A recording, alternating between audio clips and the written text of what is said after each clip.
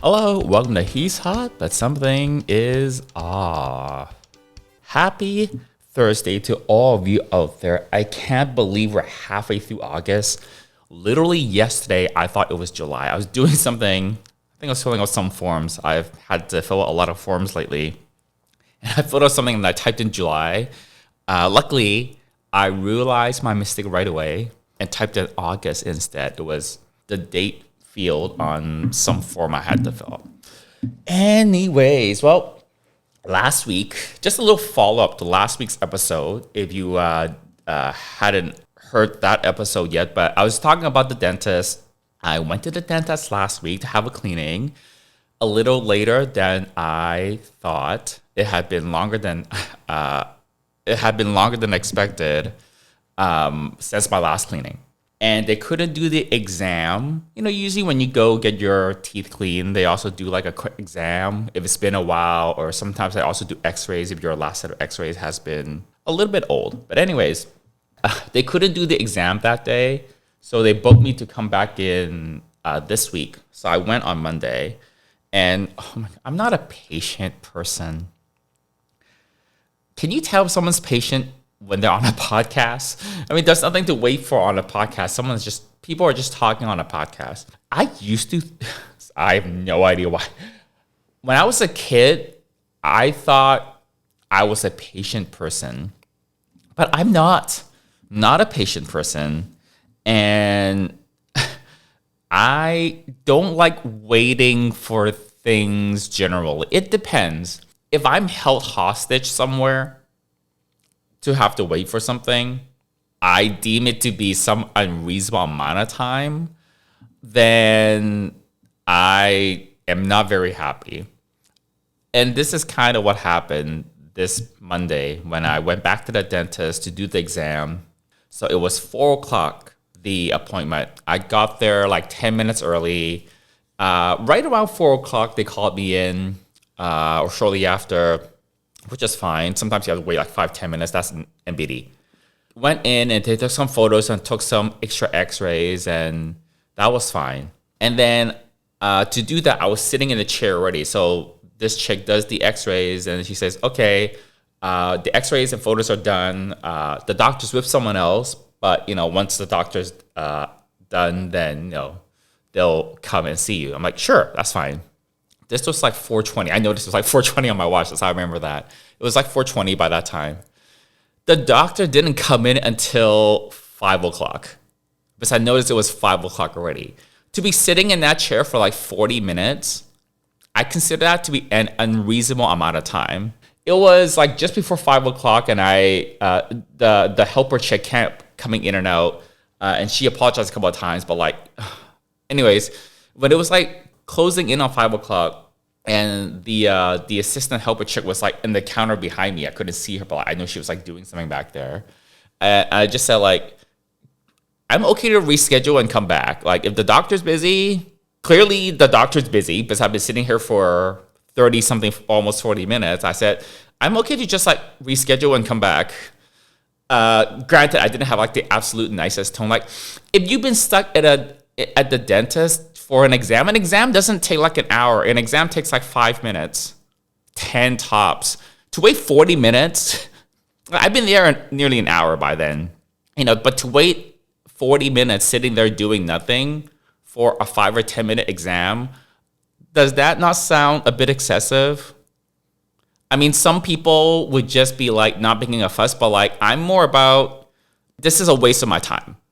This is a little waste of my time. I know a dentist is not where there's certain places you go, the DMV, the doctors, the dentist. These are not places about rush, go. I get it, but if I've been there for an hour and all we've done are X-rays, I'm okay to come. I'm okay to come back. I'm okay to come back. The doctor's clearly busy. It's the end of a day on a Monday, which offices tend to be busy on a Monday. It's coming up to 5 o'clock, I'm okay to come back. I don't live that far. I can drive. I'm okay to come back. And then literally a couple of minutes later, the doctor came in. It's okay, whatever. But by the time I was just over it, I don't have patience in that type of a situation. if there's an expectation, like if you need to go to the DMV in person, okay, for you American listeners, the DMV in the US is like a joke for like long wait times, inefficiencies, questionable customer service. That's like an American DMV for you. When I used to live in Vancouver in Canada, their DMV was like, it was never crowded. It was actually like a nice place, not some like dark, dingy hole. And it was very efficient. Like you can go, you can usually just walk in. This very rarely line up at like the Canadian DMVs. I feel like, I don't know why. I don't know why a US DMV is so much more of a hellhole than like a Canadian one. Anyways, but if you were to go to a DMV in the US, because the reputation it has and because of a lot of people's experience with the DMV, most people have had an experience at the DMV at some point in their adult lives. You don't have high expectations. And if you have low expectations going into doing something, you're less likely to be disappointed or frustrated, because if you had to book a appointment for a DMV tomorrow, you know what? I probably can't get an appointment for like 4 months or 6 months. So if something pops up that's 2 months from now, you're like, score, 2 months. But when you wait 2 months to have to like make an appointment to get your hair cut, like, no, the expectations are very different. 2 months later, when you go to the DMV with your appointment, you're probably expecting, I'm probably be stuck in the DMV for like an hour and a half, 2 hours to like do some simple thing. If you're in and out there an hour, you're like, wow, that was fast. I was in and out of the DMV in an hour. 1 hour is not a good turnaround time for a 5-minute dental exam. Okay. So yeah, everything's around expectations. And, there are a lot of things that sometimes I get psyched up for, or I get my hopes up a little bit, and I lean on the more optimistic side of the expectations. And I have been burned before. Apparently, this dental thing, I don't know. I have to let it go. I just have to let it go. Yeah, but expectations are someone. I heard this on some random YouTube video, and someone said expectations are just premeditated disappointments. In a way, that's kind of true. If you have low expectations for more things, if you lower your expectations for more things, you're less likely to be disappointed or frustrated. It's like when you're waiting for the bus, and usually the bus comes like on that schedule, it's maybe every like 15 minutes or something, and it's been like 30 minutes at the bus stop. Sometimes it's just like, the bus is late. Is the bus still running? Anyways, all right, let's move it on. So there's all this talk in the US about tariffs. I don't usually do current events on this podcast. It's not really about that. Let's just talk about gay sex instead. But I was at the supermarket. I go to the Trader Joe's 3 times a week, basically, something like that. And each time I go, I just pick up perishables, things that don't last very long. It's like, oh, I'm out of bread. I'm out of eggs. I'm out of salad or chicken or whatever. So I pick up little bits of groceries at a time, usually after the gym, because the Trader Joe's is right there. And I was just there yesterday, and I have a coffee machine that takes coffee beans. So every once in a while, every like couple of months, I will need new coffee beans. And I am getting my coffee beans at Trader Joe's because it's just like the least expensive. Trader Joe's like the least expensive place to get a lot of stuff. They have really good prices on like a lot of just basic groceries. I used to have a mail order subscription service from this coffee chain I think they're based in Chicago, Intelligentsia. I think they're based in Chicago. And it was something like $8 or $9 per bag of beans on that subscription. And I did that until I found, we need to downgrade and save some money. And at Trader Joe's, a bag of beans is like $5 or $6. So this particular type of coffee bean that I have been getting for like almost a year now, or several months, they're $6.99, and they've been $6.99 forever, for like the better part of a year. Yesterday, I went to pick up those exact same coffee beans, and they're now $8.99. And I looked around on the shelf because obviously they have a few different types of coffee. everything is $2 more expensive. There used to be a few options that were $6.99, like whole beans that were $6.99.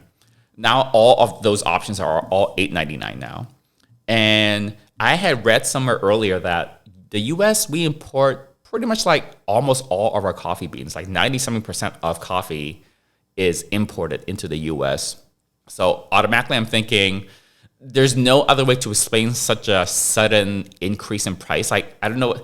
I think one of my Patreon subscribers calculated for me that's like a 30% increase, something like that. It's like a big increase. $6.99 to $7 to $9. It's a $2 increase basically.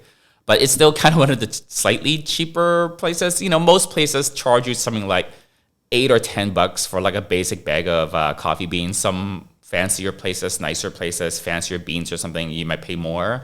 But you know, like a regular basic run of the mill is something. It's usually something like $7 to $10. So it's still sort of kind of in that range. It's like $9 basically now. But like, holy cow! I saw it and I was like, holy terrorists, Batman! It must be tariffs that have made these coffee beans so expensive. So this is one of the things I noticed the price on when I grocery shop. There's some things I buy where I don't look at the price tag and I don't really know how much it usually costs me. But things that I always notice the price on every time I pick up that thing: coffee beans, eggs, chicken, fresh strawberries, and frozen blueberries. Those are the things. Those are like, I don't know why. Like for the bread, I don't know how much my bread actually costs. I don't know why I don't look at the price tag for bread. But I noticed the price tag on eggs. And I noticed the price tag for like the coffee. I have no idea why. Don't ask me. I don't have the answer. But yeah, those are the things that I always notice. The eggs, I know we had that. The egg prices were in the news like last year and like into early this year. But that wasn't for tariffs. That was because there was some bird flu, some avian disease that was going around that was obviously affecting a lot of the egg-laying population, and that's why, you know, those egg prices were in the news for a while. But I don't know how much. I think there's probably a decent amount of eggs produced in the U.S. I mean, I think the coffee is unique because like so much of our coffee is not from the U.S. It's just all imported somewhere. But like someone was asking me, "Oh, do you keep up with the tariffs?" It was a friend that doesn't live here. And, you know, when you're outside the U.S., I mean, people outside the U.S., a lot of my Australian friends, they hear all like the U.S. headline news anyways. But some of them were like, oh, like, you know, sometimes my family will ask us like, oh, how is it down there? Because up in Canada, they're up in Vancouver. Oh, how are things down there? They get a little bit of the U.S. news when they do like, in like the Canadian news media, they do a little bit of like U.S. news. But for people that live not here, sometimes they ask me, oh, what is it? How are things like in the US? And like, what are the tariffs like? And I have no idea what the tariffs are like. People in the government don't really know what the tariffs are like because it's like on a whim. I have no idea what's going on with the tariffs. It changes every day. I don't like reading news articles about a bunch of the stuff that the administration is doing. Not because I'm tuning out or I'm not interested in what's happening. The thing is, every time there's some news article about this administration on a website, they have a giant photo of the president's face. You know, like when you go to any news website, they have photos that like accompany the headline or whatever news article for you to click on, right? And a lot of times that photo is of the current president. And I don't want ugly people, nasty, disgusting, ugly people, whose face is zoomed in, by the way, and they make this photo huge if it's like the headline news on the homepage. I don't want that displayed on my laptop. I don't know. Is there some sort of website or some way to get my news purely without the photos? Because I don't need the photos. I want to read about current events and I like reading about the news, but I don't want to see his face. Like I didn't pay like $1,200 for my laptop to display photos of him. You know, sometimes I watch the Late Show with Stephen Colbert Sometimes I watch his monologues that they post on the YouTube channel. And sometimes when they're doing the monologues, they have snippets of some interview the president has done, and they'll like put in that little snippet of like something the president has said. And I'm thinking, I don't want to hear his voice. So like, I don't even watch that anymore. Obviously, they talk a lot about politics and what's going on. Same with what's his name that owns Tesla. I don't even want to mention these people's names. I don't want to see his face either. I don't want to see his ugly face. Disgusting. And I also don't want to hear his ugly, nasty voice. So sometimes they play clips of him on the Colbert Show. It's like, okay, well, Stephen Colbert, I love you. I just don't want to hear either of their voices. They are such disgusting, nasty, ugly people to me. In many ways, I don't want their face on my laptop or on my TV screen. I don't want to hear their voices on any of my devices. It's gross. Disgusting. Ugh, Jesus, gross. That's a really weird reason to like not want to read the news. There must be ways that people get the news that's like a podcast, right? But I don't think I want to listen to a podcast, like an entire podcast episode that's just news about the government, because I feel like that's a little too much news. I don't want to tune out of the news completely about like what is going on with the country, but I need it to be concise, efficient doses of news, small doses. And I would really prefer to be like just very factual and with no imagery of people, especially those people. And those people are just a start. There's a lot of other people's faces that I don't need appearing on my 75-inch flat screen TV in my living room. I didn't buy this giant TV to get a zoomed in view of our president, our sitting president. Some of you out there must have suggestions for some sort of like text-based news service or whatever. Let me know in the comments if you have good ways for people like me that I want to get, like the highlights, short snippets, short doses of news, like just the critical stuff. I don't need every single detail. I like reading about things. I like reading about news. So I read about tech news, IT news, car news, and travel stuff. I read news about articles about all of that stuff. It's kind of sort of like my nighttime routine when I go to bed and I've got my browser on my phone and it's got a bunch of different tabs open. And some of them are like aviation websites. Some of them are car websites. Some of them are tech websites. Some of them are travel websites. But I do like reading news. If there's a way for me to get updated on US news in like a textual readable format, but like without the photos, what's the best way to do that? There must exist. I would love to hear from all of you. Please go down in the YouTube comments and let me know ways that someone like me could read the news without having some ugly person's photo pop up on my phone. I didn't buy this expensive iPhone for that person's face to pop up on the screen. Okay, that's not why Apple invented these nice high resolution, whatever, liquid retina displays. Okay, that's not why we have 75-inch flat screen TVs. It's not to show photos of those people's faces. Anyways, let's move on to a different topic. I am going to Asia this coming weekend. So I am packing.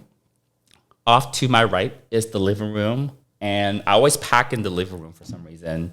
I'm halfway packed. I need to do some laundry. I need to clean and tidy the house a little bit. I'm wearing a hat right now, just in case you happen to be watching the YouTube version of the podcast on my YouTube channel, Just Everything. Because I'm a little overdue for a haircut. But I'm going to go to Bangkok. And I'm going to go to Singapore. And then at the end, when I'm done, I'll be in Asia for like a week and a half, 9 days-ish, 8 or 9 days. Afterwards, I'm going to see if I can find my way to Vancouver and visit some family. If not, then I'll just be coming back to LA. What that also means for this podcast, because I do have some travel coming up, what's the calendar looking like? So next week, we're going to take a short break from this podcast.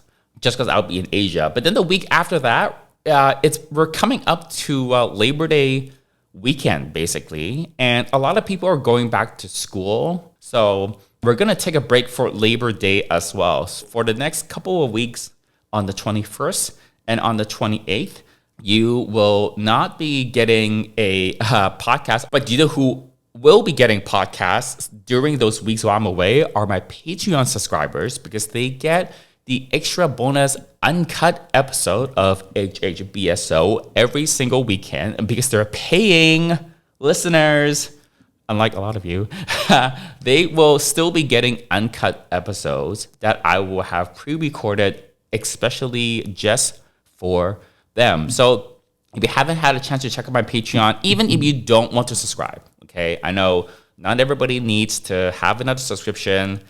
I completely get it, but you can go over to my Patreon. Even if you don't subscribe, you can see little previews of the types of things that I post. Get an idea of the type of things that I post over there. One of my favorite things is I kind of use my Patreon as most people would use their Twitter. I do a lot of little short posts about various things in my life. And I like posting on Patreon because the fans there actually reply with good comments and good questions and good suggestions and good feedback. You know, sometimes you put something on Twitter or Instagram thinks Threads is a thing, but whatever. You post something on Twitter or wherever on the internet, and sometimes it's just like, for me anyway, there's no comments, or it's like a very random comment from like a random person that doesn't make any sense. But when I post something onto my Patreon, you know, like I get real people having like real replies in the comments with like high quality comments. And a lot of times I actually have like discussions and back and forth with them in the comments for various things that I post. So yeah, it's actually a lot of fun over there on Patreon. It's, you know, what normal people would post to a Twitter or Threads or like Blue Sky or any one of those things, I actually post onto my Patreon just because it's such a great way for me to interact with my subscribers. So yeah, feel free to check out, again, even if you don't want to pay, just go on there, see like the little previews and see what's up. Should I run another? The last time I ran a promo on my Patreon, it wasn't, I don't know how many people actually tried to sign up for that. But if you're interested in my Patreon and you would like a discount, okay, tell you what, if you would like a discount to my Patreon, comment down in the YouTube comments below for this particular episode. And I will send you, assuming I can actually send you a discount, I will make a discount happen for you in some way, shape, or form. So if you are interested in the Patreon, comment down below in the YouTube comments for this episode of the podcast, and I will get you a discount. I'll get you some sort of discount in some way. I'll find a way to do it. We have the technology. I'm pretty sure I can do it. All right. So hope you all have a good end of your August. Hope you all, if any of you are going back to school, good luck with school. I remember going back to school for me was both an exciting time. It's exciting because I got to like buy things like stationery or whatever and like get organized for the new year. And in a geeky way, I enjoyed doing that. And, you know, the first day of school was like equal parts nerve-wracking and also excitement, especially during like the younger years. You know, like when it's your first day in high school, oh my God, the intensity of like your first day in high school. It's something like I still kind of remember, not to like a photographic level, but like high school was already, I don't know. I had like a really mixed experience in high school. Anyways, that will be maybe a topic for next time. But if you're going back to school, hope you all have a great start to your next school semester and have a great Labor Day as well. I'll be taking a little time off Labor Day, as I've just mentioned, but we'll be back in September for the next episode of He's Hot, but Something Is Off. Until then, bye y'all.